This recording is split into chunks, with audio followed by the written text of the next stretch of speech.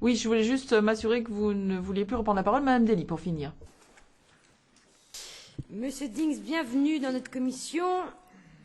Moi, je voudrais revenir un peu aux enquêtes nationales. Vous avez dit récemment, à propos notamment de deux grandes enquêtes nationales en France et en Allemagne, qu'elles laissaient les mains libres aux constructeurs automobiles. Vous dites que ces enquêtes nationales ne vont pas assez loin. Vous allez même à regretter au passage, suite au scandale Volkswagen, qui nous a amenés à mettre en place cette commission d'enquête, qu'aucune mesure immédiate n'avait été prise par les États membres. Je vous cite, vous dites « Les constructeurs jouent à domicile avec un arbitre acquis à leur cause, même si on est en période de football ».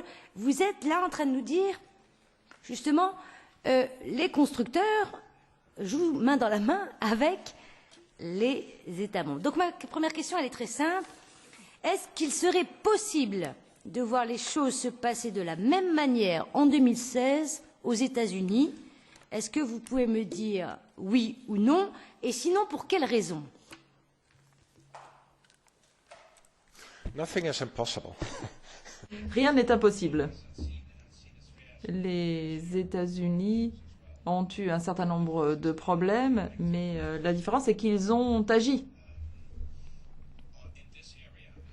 Et dans ce domaine, eh bien, ils ont pris les choses en main et les constructeurs automobiles ne referont pas la même chose aux États-Unis. Pour en venir à mon introduction, c'est une question extrêmement politique et je dirais même que c'est la raison ou une des raisons pour lesquelles nous avons l'Union européenne, c'est-à-dire pour que l'Union européenne soit un arbitre neutre entre les différents intérêts nationaux pour indiquer la voie à suivre. La commission n'est pas parfaite. Je pense que je vous en ai donné suffisamment la preuve aujourd'hui par des réunions passées. Il y a des problèmes structurels. Et il faut vraiment que nous ayons cet arbitre indépendant. C'est vraiment une question très importante pour l'avenir de l'Europe.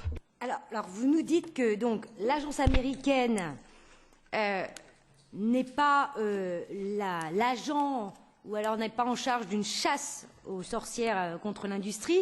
Donc moi, je voudrais vous, parce que voilà, c'est la dernière intervention, quelles recommandations concrètes vous nous faites à l'Union européenne pour tendre vers un véritable modèle américain? Quelles sont les mesures qu'il faut qu'on retrouve à la fin de cette commission d'enquête pour dire oui, nous allons dans le bon chemin et pour pouvoir dire avant, parce que vous avez raison de dire que Volkswagen n'est que la partie immergée de l'iceberg. Donc dire qu'il y a un après Volkswagen pour ne pas dire qu'il y a un avant et un après Renault, par exemple. Yeah. Well, okay. Well. Bien, je ne veux pas dire que les Américains soient parfaits. Nous avons certaines mesures, par exemple de particules ultra fines, que les États-Unis n'ont pas. Nous allons avoir des tests selon les émissions en situation réelle. Là, nous sommes assez bons, mais ils sont meilleurs dans l'application des législations. Pour ce qui est maintenant de l'accord trouvé, bon, j'ai parlé de la structure, mais il y a aussi cet accord qui a été trouvé. Qui prévoit que il va y avoir une électrification qui soit mise en place, qu'il y ait un rétrofit des diesels pour que l'air soit plus pur.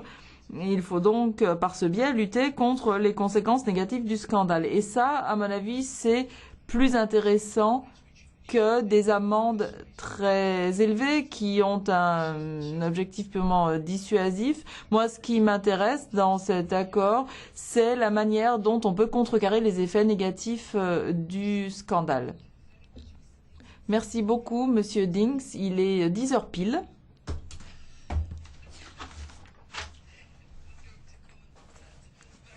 Je ne vais pas commenter sur ce qui a été dit hors micro.